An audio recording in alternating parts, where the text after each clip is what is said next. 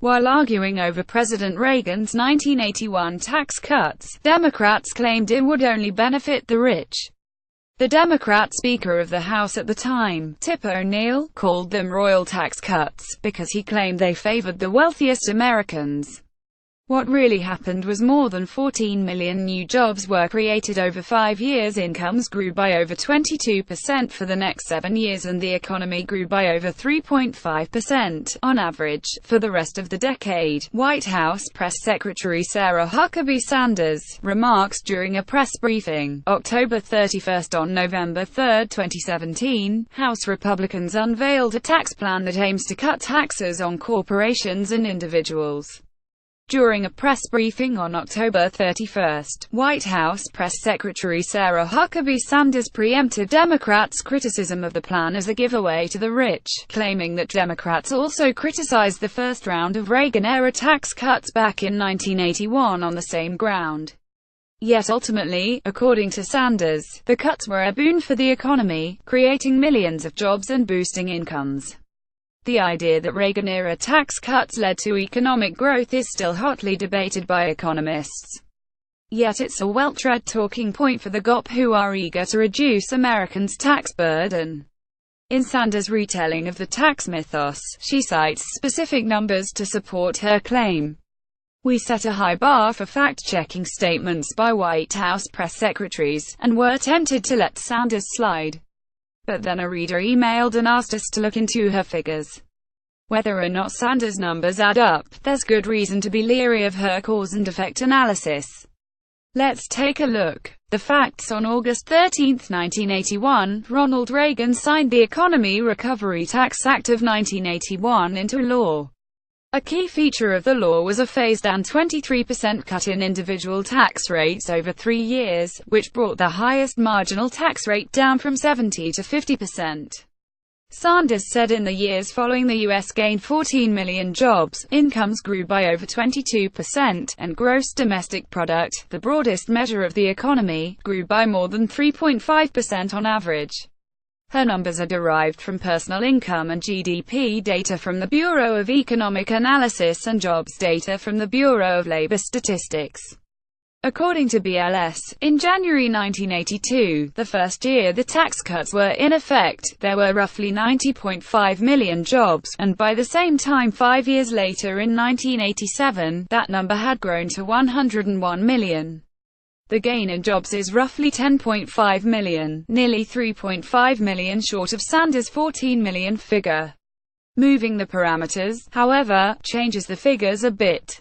The year 1983 started off with nearly 89 million jobs, and 5 years later in 1988 that number had grown to almost 104 million, which constitutes an increase of nearly 15 million new jobs.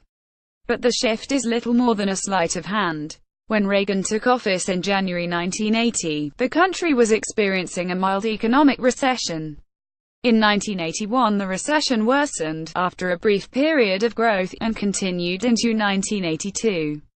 By the end of 1982 the unemployment rate reached an all-time high of 10.8%, with nearly 2.9 million jobs lost since the onset of the recession. Some of the gains Sanders cites are due to the bounce back after the decline.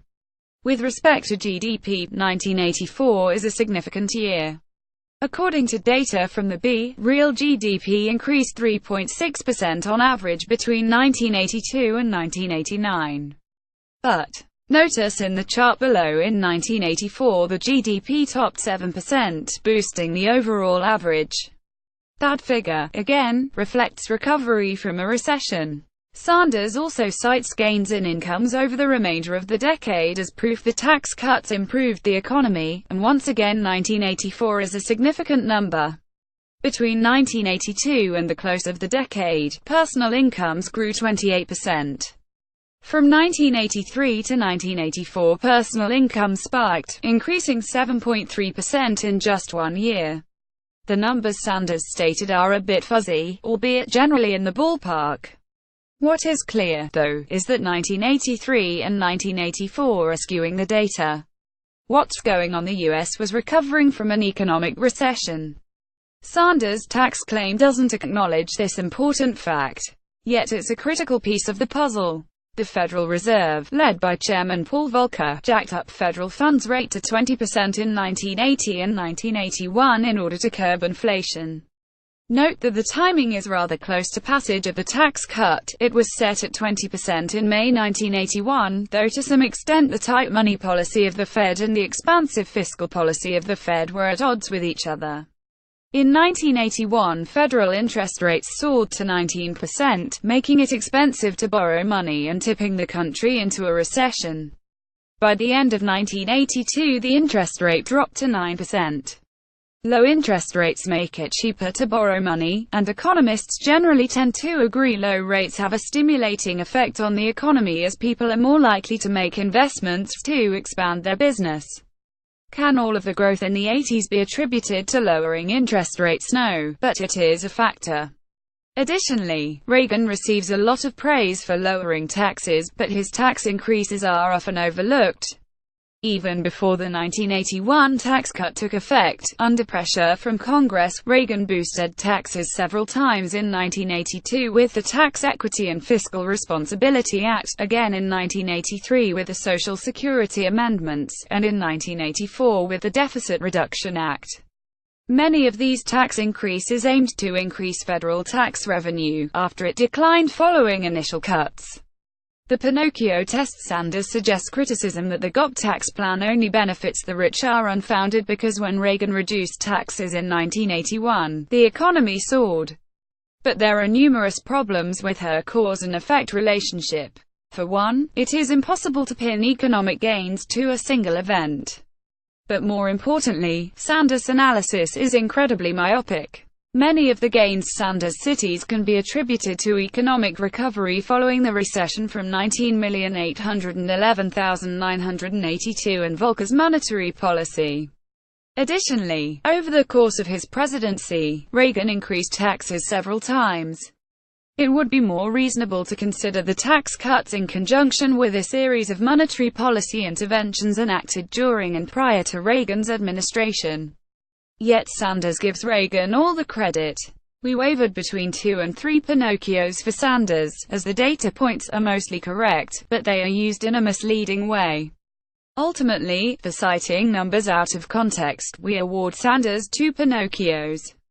2 Pinocchios. About our rating scale. Send us facts to check by filling out this form. Keep tabs on Trump's promises with our Trump Promise Tracker. Sign up for the Fact Checker weekly newsletter. Do rate this claim as true or false. More Pinocchios for false, fewer based on your opinion of the statement's truthfulness.